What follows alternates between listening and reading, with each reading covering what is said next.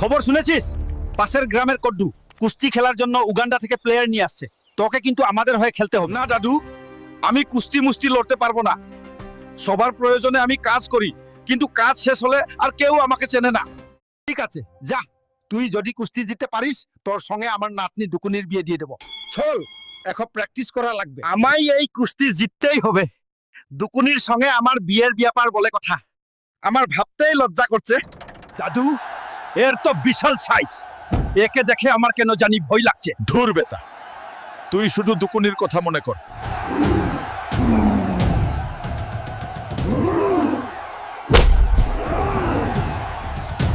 দাদু, আমার ট্রফি লাগবে না। তুমি তোমার কথা রাখো। তোমার নাতনি দুকুনির সঙ্গে এখন আমার বিয়ে দাও, তাহলেই আমি শান্তি পাবো। কি বললি তুই? আইনাই নিজের চেহারা দেখছিস? বামন হয়ে চাঁদে হাত বাড়াচ্ছিস? দেখছিস এটা কি? জায়গাতেই